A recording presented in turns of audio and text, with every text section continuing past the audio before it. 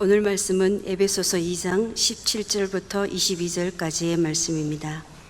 또 오셔서 먼 데 있는 너희에게 평안을 전하시고 가까운 데 있는 자들에게 평안을 전하셨으니 이는 그로 말미암아 우리 둘이 한 성령 안에서 아버지께 나아감을 얻게 하려 하심이라.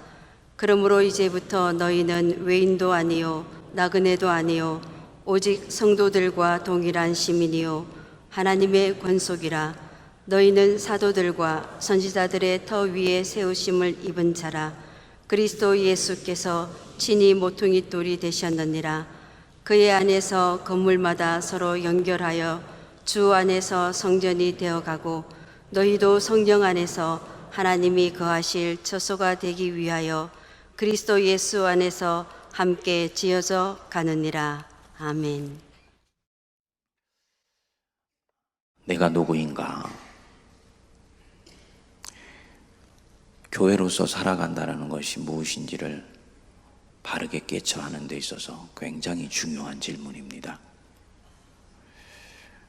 사도 바울이 에베소서에서 교회에 대해서 설명하기 위해서 성도들에게 반복해서 던지는 질문이 바로 이것입니다. 당신은 누구입니까? 당신은 도대체 당신이 누구인지를 알고 살고 계십니까? 반복해서 이 질문을 던지면서 그 질문에 대한 답으로 교회가 무엇인지에 대해서 이렇게 서술해 나가고 있습니다. 그래서 어제는 우리가 본래 누구였는지에 대해서 말씀을 했지요. 우리가 본래 누구였습니까? 우리 난민이었습니다. 요즘 전 세계적으로 이 난민들 때문에 미국, 유럽, 세계가 아주 몸살을 앓고 있는데 오늘날로 치면 우리는 난민, 하나님의 은혜로부터 완전히 배제되어진 채 인생의 망망대해를 하염없이 떠돌고 있었던 사람들, 누구도 나를 받아주지 않고 나에게 문을 열어주지 않았던 그 난민들. 그런데 입국의 문이 열려서 구명보트에 타고 있던 이 난민된 나를 받아준 한 나라가 있었다라는 것입니다. 어느 나라냐? 하나님의 나라. 하나님의 나라. 그리고 그 나라에서 받아줄 뿐만 아니라 시민으로 받아준 거예요. 세례를 받고 예수를 믿은 것은 바로 이와 같은 것입니다. 그래서 이제는 난민이었고 이방인이었고 외인이었고 나그네였고 뜨내기였던 자들이 19절에 보시면은 이제부터 너희는 외인도 아니요 나그네도 아니요 오직 성도들과 동일한 시민이요, 그 다음에 뭐라 그랬습니까? 하나님의 권속이다. 여러분들 시민권 갖고 계시죠? 어느 나라 시민권 갖고 계세요? 대한민국이다. B+입니다. 학점으로 치면. 목사님, 저 대한민국 시민권 갖고 있지만요, 저는 하나님 나라의 시민입니다 라고 말씀할 때 하나님 보실 때는 네가 A+야 라고 말씀하는 것입니다. 하나님 나라의 시민권 갖고 있고 우리는 하나님 나라의 권속이다. 이 권속이라는 말은 하나님의 가족의 구성원이다 이런 뜻입니다. 여러분, 이 말씀을 하는 분이 사도 바울이라는 것을 우리가 깊이 유념할 필요가 있습니다. 사도 바울은 자신의 제1 소속 의식을 확고하게 하나님 나라의 시민에 두고 있습니다. 근데 바울은 단순히 하나님 나라의 시민만 되는 것이 본래 아닙니다. 사도 바울은 그냥 유대인이 아니고 로마의 시민권을 가지고 있는 자였습니다. 로마의 시민은 엄청난 특권을 당시에 가지고 있었습니다. 오늘날 사람들이 한때 미국 시민권을 가지려고 소위 소동을 벌이지 않았습니까? 재벌가나 특권층의 미국 시민권을 가지려고 며느리나 자녀를 미국에 가서 원정 출산을 하게 하고, 그것 때문에 사회에서 여러 가지 소란이 일어나고 그랬었던 적이 있습니다. 그만큼 미국 시민이 된다는 것이 혜택이 많기 때문입니다. 그만큼 이 시민권이라는 게 중요합니다. 그런데 로마의 시민권을 가졌다.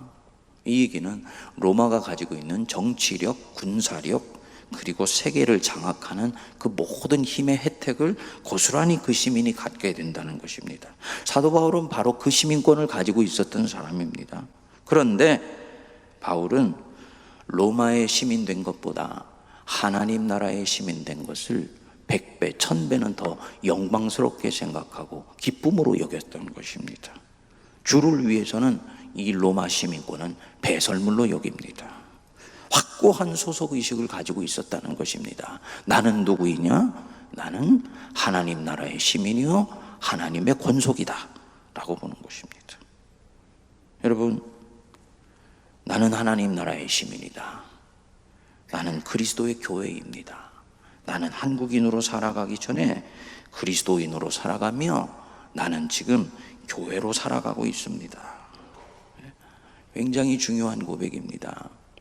왜냐하면 세상은 저와 여러분들이 내 자신을 보는 눈을 묽게 만들려고 애를 씁니다. 지속적으로 저와 여러분들에게 시그널을 보내요. 너는 시시해. 너는 평범해. 너 이때까지 몸부림치면서 살아왔는데 네 삶의 열매를 한번 볼래? 별로 이룬 것이 없잖아. 네 청춘을 바치면서 여기까지 왔는데 네 삶에 무엇을 지금 거두고 있냐? 특별한 것이 없잖아. 반복해서 우리에게 그런 시그널을 보냅니다. 그 음성이 나를 겸손하게 한다고요? 아닙니다. 제가 볼 때는 저와 여러분들의 인생에 가지고 있는 설레임이 사라져버리게 만듭니다. 믿음의 선한 싸움을 내려놓게 만들고 믿음으로 산다는 것이 얼마나 위대한 것인지에 대해서 꿈을 포기하게 만듭니다. 세상 사람들과 점점 별반 다를 바 없게 생각하게 만들고는 나중에는 그 속에 묻혀서 살아가게 만듭니다. 주저앉게 만드는 거예요. 겉껍데기는 그리스도인이지만 청년 때 가졌던 그리스도인으로서 이 세상을 사는 것에 대한 소망도 꿈도 점점 사라지게 되는 것입니다. 누가 이렇게 하겠습니까? 마귀가 그런 생각을 넣는 것입니다. 여러분, 우리 꼭 기억하십시오. 내 안에 찾아오는 모든 생각이 나를 거룩하게 하는 것이 아니라는 걸. 찾아오는 생각들 중에서 내 인생을 시시하게 보게 만들고 내 삶을 값어치 없게 만들고 내 인생에 남아있는 삶의 미래가 10년이건 20년이건 50년이건 그것에 대한 꿈을 포기하게 만드는 모든 생각은 그것은 원수가 넣어주는 생각입니다. 이 모든 시작이에요. 내가 나를 어떻게 바라보고 있는지, 내가 누구인지를 스스로가 판단하고 이해하고 그 부분에 대한 고백을 어떻게 하느냐에 따라서 결정하는 것입니다. 사도 바울은 이 그릇되고 시시하게 만드는 사람들의 생각을 끊임없이 물리치고 이 사람들이 진정으로 하나님 앞에서 누구인지를 바라보게 만들기 위해서 오늘 이 교회에 대한 얘기들을 가져가고 있는 것입니다. 다시 한번 볼까요? 우리는 누구입니까? 하나님 나라의 시민입니다. 어제 말씀드렸죠? 우리는 새로운 인류다. 신인류고 새 인류다 그랬습니다. 그래서 21절 보실까요? 그의 안에서 건물마다 서로 연결하여 주 안에서 뭐가 돼간다고요? 성전이 되어간다 그랬습니다. 하나님의 성전이다. 너희들이 하나님의 성전이다. 그리스도인이 하나님의 성전이다. 신약적으로는 건물은 성전이 될 수가 없습니다. 우리가 이 부분은 명료하게 하십시다. 성전은 신약적으로는 그리스도인 한 사람 한 사람입니다. 한 사람 한 사람이 하나님의 성전이고 하나님의 처소이며 서로 연결하여서 소위 건물의 복합 컴플렉스를 이루어갑니다. 그러면 이 6번째 예배당을 봉헌하여 올려드린다는 것은 무엇이냐? 새 성전을 하나님께 올려드리는 것이 아니고, 더욱더 중요하게는 6번째 예배당에 몸담은 나, 성전된 나를 새롭게 축성하여 올려드리는 의미가 더욱더 강력하고 중요한 것입니다. 아멘 하시죠? 건물은 새로워졌는데 저나 여러분들은 새로워진 것이 없다? 이 안에서, 이 건물 안에서 죄송하지만 아무 일도 일어나지 않을 것입니다. 6번째 예배당은 위대하게 축성되어졌는데 성도들이 자기 인생을 바라보는 꿈은 이전과 별반 다를 바가 없고 오히려 더 초라해졌다? 우리는 건물을 짓기 전보다도 더욱더 작은 믿음으로 움츠러 들어가는 공동체를 이루게 될 것입니다. 이 일주일 동안의 기도회를 통해서 우리가 집요하게 물고 늘어져야 되는 질문이 바로 이것입니다. 나는 누구인가? 그리고 교회로 살아간다는 것이 정말 내 인생에 무엇을 뜻하는 것인지를 깊이 새겨서 교회된 내 자신을 새롭게 축성하여 올려드리는 그 은혜가 우리에게 이 일주일 동안에 일어나야 되는 것입니다. 이 성전된 내가 어떻게 지어져 가고, 내 성전된 나는 어떻게 축성되어 가는가, 이제부터가 중요합니다. 20절 우리 같이 한번 읽어보겠습니다. 너희는 사도들과 선지자들의 터 위에 세우심을 입은 자라. 그리스도 예수께서 친히 모퉁이 돌이 되셨느니라. 성전된 너희들의 몸이, 성전된 너희들 자신이, 교회된 너희들 자신이 어떻게 건축되어 가야 하며 어떻게 지금 쌓아져 올라가고 있는 줄 아느냐? 너희들은 사도들과 선지자들의 터 위에 세우심을 지어진 자들이다. 그리스도인이라는 건물이 지어져가는 원리를 얘기하는 것입니다. 사도들의 터전 위에, 선지자들의 터전 위에 세워져 간다. 사도의 가르침과 선지자의 교훈 위에 우리의 믿음이 올라가고 교회라는 우리 자신이 쌓아져 올라간다는 것입니다. 여러분, 이 사도들의 가르침이 엄청나게 중요합니다.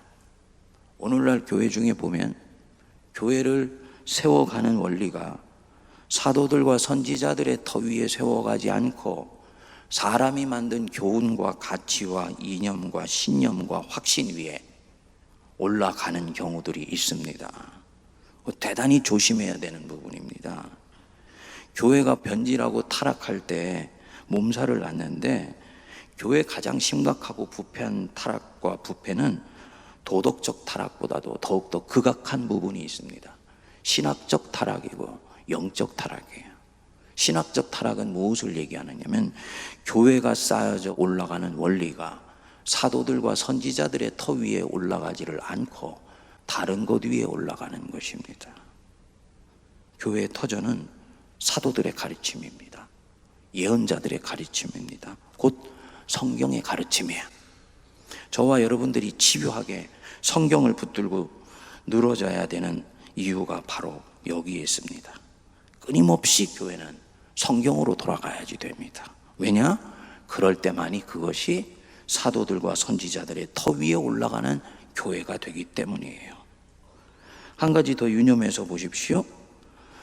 선지자들과 사도들 위에 올라가는 것이 아니라 순서가 대단히 중요합니다. 사도들과 선지자들의 터 위에 올라간다.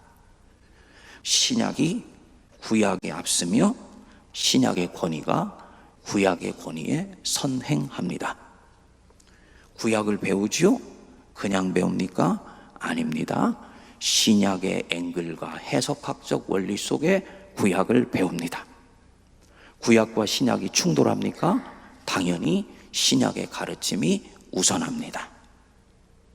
교회관에 있어서도 구약에 있어서의 교회는 건물이었는데 신약에 있어서의 교회는 누구라고요? 성도 자신입니다. 그때 우리는 단연코 교회는 하나님의 몸된, 하나님의 처소된 나라고 고백하는 거예요. 구약에 있어서의 예배는 하나님께 올려드리는 희생 제사였습니다. 신약에서의 예배는 부활절 이후에 나타나는 하나님 백성의 축제입니다. 두 개가 부딪힐 때는 어떻게 합니까? 당연히 예배는 하나님의 축제입니다. 그리고 이 속에 보강하여서 구약이 들어가게 돼요. 신약의 앵글 속에서 바라보게 되는 것과 마찬가지입니다. 그래서 교회는 끊임없이 성경으로 돌아가며 특별히 신약 성경으로 돌아가고 신약 성경 속에서도 사도들의 가르침의 핵심 속으로 들어갑니다. 그것이 신약의 교회가 올라가는 원리입니다. 그리고 이 모든 것들의 주춧돌이 누구냐? 그리스도 예수께서 친히 모퉁이돌이 되셨다라고 사도 바울이 선포합니다. 그러니까 교회라는 건물을 바치는 주춧돌이 누구입니까? 예수 그리스도입니다. 저와 여러분들이 예수 그리스도 안에서 예수 그리스도를 통하여 예수 그리스도를 향하여 나간다. 교회는 예수로 꽉 차야 된다 라고 말씀드린 이유가 바로 여기 있습니다. 예수가 빠지면요, 거기서 세워져가는 모든 건물은 교회가 아니고 사람의 집단이요, 사람의 건물이 되기 때문입니다. 그리스도 예수가 친히 모퉁이돌이 되셨다. 사도 베드로는 베드로전서 2장 4절 5절에서 그리스도 예수께서 모퉁이돌이 될 뿐만 아니라 머릿돌이 되셨다라고 말씀해요. 다시 말씀드리면 교회라는 이 건물을 세우는 모든 원리는 예수 토대 위에 세우고 예수를 기둥으로 세워가고 예수를 지붕으로 하며 예수를 머릿돌로 한다는 것입니다. 결론적으로 말씀을 드릴게요. 나는 누구이냐? 하나님의 성전이다. 하나님이 거하실 처소가 되기 위하여 지어져가는 하나님의 거룩한 성전이다. 사도들과 선지자들 위에 세우심을 입었으며 그리스도 예수께서 나라는 교회 모퉁이돌이 되시고 있다. 여러분, 이 고백을 분명하게 하시기 바랍니다. 저는 우리 성도님들에게 지난 2년 동안 설교를 하면서 제 대부분의 설교는 윤리나 실천 강령에 대한 부분이 아니었습니다. 우리 성도들이 누구이고 하나님이 어떤 분이시며 하나님과 여러분들의 관계가 어떤 것인지를 집요하게 말씀드리려고 했습니다. 이유가 무엇이냐? 무엇을 하느냐는 내가 누구인지를 아는 데서부터 오기 때문입니다. 정견, 바른 견해와 생각이 정행, 바른 행동을 가져오기 때문입니다. 그리고 이것은 사도들이 접근하는 소위 성경의 구성 방식이에요. 이 에베소서에서도 4장 뒷부분부터 본격적으로 실천에 대한 얘기가 나오는데 이건 얘기하기 전에 사도 바울은 내가 누구인지를 얘기를 하시는 것입니다. 내가 누구냐? 그리스도 예수를 모퉁이돌로 하여서 사도들과 선지자들의 터 위에 너희 인생이 올라가고 있는 너희는 하나님의 교회고 하나님의 성전이다 라는 것입니다. 다시 말씀드리면 저와 여러분들 절대로 내 자신을 평범하게 보시면 안 돼요. 아멘 하십니까? 이 부분은 아멘 하시죠. 평범하게 보면 안 돼요. 세상은요, 저와 여러분들을 평범하게 만들기로만 합니다. 적나라하게 얘기하면 시시하게 보게 만듭니다. 그래서 시시하게 내 인생을 보게 되는 순간 나는 내 인생에 대한 꿈을 포기하게 만듭니다. 그 시그널에 귀와 마음을 주면은 안 됩니다. 내가 내 인생을 시시하게 안 봅니다. 그렇기 때문에 나는 시시하게 내 인생과 내 시간을 보내려고 하지 않습니다. 당연히 작은 시간 하나 속에서도 시시한 얘기하며 두루 한담하면서 세월을 보내지 않는 거예요. 작은 시간 하나도 TV 앞에서 하염없이 세월을 보내면서 쓰지 않는 것입니다. 자기를 어떻게 보느냐가 얼마나 자기의 행동에 중요하면서도 무의식적으로 결정적인 영향을 미치는가를 말씀드리는 것입니다. 많은 사람들요, 스스로를 그리스도인이라고 하면서 하나님 안에서 지어져가는 거룩한 처소로 보지를 않고 표면적 그리스도인이고 표면적 유대인이며 형식적 그리스도인으로 살아가는 사람들이 너무너무나 많이 있습니다. 그러니까 자기 삶들을 아무렇지도 않게 살아가고 시시하게 세월들을 보내고 시간을 씁니다. 자기 인생을 사랑하지 않는 사람들이에요. 반면에 들은 말씀을 야무지게 마음속에 기억하면서 어떻게든지 그 말씀을 자기 삶 속에 적용하려고 애쓰는 분들이 계세요. 그분들은요, 자기 인생을 하나님의 거하실 처소가 되기 위해서 보배롭게 지어가는 사람들입니다. 복된 사람들입니다. 어제 권사님 한 분이 저한테 오전 무렵 지나면서 메시지를 하나 보내봤더라고요. 그리스도인이 신인류고 새인류라는 말에 터치가 되어서 함께 모여서 커피를 마시던 사람들이 우리 새인류고 신인류니까 이름도 새로 짓자. 그래가지고 같이 모인 분들이 새로 이름 지은 거를 저한테 쭉 적어왔어요. 물론 그 이름을 계속 부르실지 안 부르실지 모르겠습니다만 제가 그 메시지를 보면서 가슴이 설레이더라고요. 이유가 두 가지였습니다. 하나는 시시한 메신저의 설교도 특별하게 받는 것을 보면서 제가 마음이 기뻤어요. 사실 제가 여러분들에게 드리는 말씀은 에베소에서 나오는 성경 말씀입니다. 사실은 이 에베소는 워낙 깊은 말씀이라 20분, 15분 내에 이 속에 들어있는 걸 다 얘기하기가 힘들어요. 여러분들에게 많은 부분들은 던집니다. 그런데 받는 성도들은 그것을 평범하게 받지 않고 그 속에 있는 무엇인가를 자기 안에 탁 담으려고 할 때 이 사람은 자기 인생을 하나님의 거하실 처소가 되기 위해서 보배롭게 지어가고 있는 사람입니다. 두 번째로는 함께 모여서 하나님 나라 얘기, 예수 얘기, 자기를 향한 오늘이 주님이 주시는 메시지를 움켜잡기 위해서 함께 얘기를 나누고 이름을 바꾸는 얘기까지 한다는 것 속에서 그 삶이 사도들과 선지자들의 터 위에 세워져 가고 있는 사람들이구나 라는 생각을 했습니다. 우리 교회 모든 성도들이 이런 성도들 되시기를 바랍니다.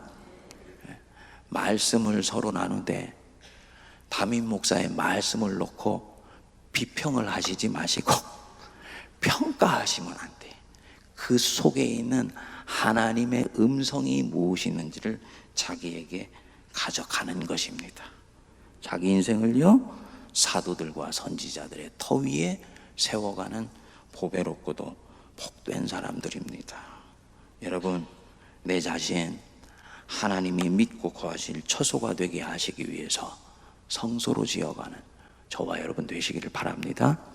우리 이 6번째 예배당 안에서 그렇게 하나님의 성소를 지어가는 사람들로 차고 넘치는 은혜가 임하게 되기를 바랍니다. 같이 기도하겠습니다. 주님 앞에 우리는 누구이며 우리 앞에 계신 주님은 어떤 분이신지를 오늘도 배우게 하여 주심을 감사합니다. 우리의 인생은 사도들과 선지자들의 터 위에 세우심을 받았으며 우리 자신과 우리 인생은 그리스도께서 모퉁이 돌이 되어주셔서 받쳐주시고 머릿돌이 되어주셔서 이끌어주시며 기둥이 되어주셔서 견고하게 세워져가는 그리스도의 사람들이라고 말씀해 주시니 감사합니다. 부족하고 연약하며 죄 많은 저희들이나 아버지 난민처럼 인생의 망망 바다에 내던져 두지 아니하시고 하나님 나라의 입국의 문을 열어주셔서 하나님 백성 삼아주시고 그리스도인이라고 오늘도 인정해 주시며 받아주시고 품어주시니 감사합니다. 주님, 그리스도인임에 그리스도인으로 살아가게 하시고 사도들과 선지자들의 터 위에 우리의 마음과 생각과 삶의 비전이 확고하게 세워져 가게 하여 주옵소서. 우리 세문안교회 6번째 예배당이 하나님의 말씀 위에 세워져 가게 하시고 하나님의 말씀이 기초가 되게 하여 주시며 하나님의 말씀을 향하여 끊임없이 전진해 나가는 말씀의 교회가 되게 하여 주옵소서. 아버지 하나님, 교회가 무엇보다도 사도들의 가르침과 사도들이 그 교회를 바라보았던 치열한 눈빛과 그 소망 속에 있게 하여 주시고 예언자들이 백성들과 왕들 앞에서 입술을 열어 하나님 왕국의 위대한 것을 전하였던 그 기초 위에 교회와 교회된 우리 모든 성도들의 마음이 지어져 가게 하여 주옵소서. 말씀이 바르게 선포되게 하여 주시고 그 말씀에 깨지고 부서지며 회개하고 넘어지고 새로워지는 자들로 차고 넘치는 이 6번째 예배당이 되게 하여 주시고 이 나라 이 민족이 하나님의 말씀 위에 또한 세워져 가게 하여 주사 하나님의 왕국이 이 나라 이 민족을 통해 확장되게 하여 주옵소서. 지금은 우리 주 예수 그리스도의 크신 은혜와 하나님 아버지의 만극하신 사랑하심과 성령님의 위로교통 감동 감화 역사하심이 사도들과 선지자들의 터 위에 자기 자신을 세워가며 오직 우리 주 예수 그리스도를 모퉁이 돌이요 머릿돌로 삼아 살아가기로 다짐하는 모든 주의 백성들 머리 위에 피로 값주고 사신 이 제단과 이 나라 이 민족과 저 북녘과 전 세계에 있는 하나님의 백성들 위에 이제로부터 영원토록 함께하옵시기를 간절히 축원하옵나이다. 아멘.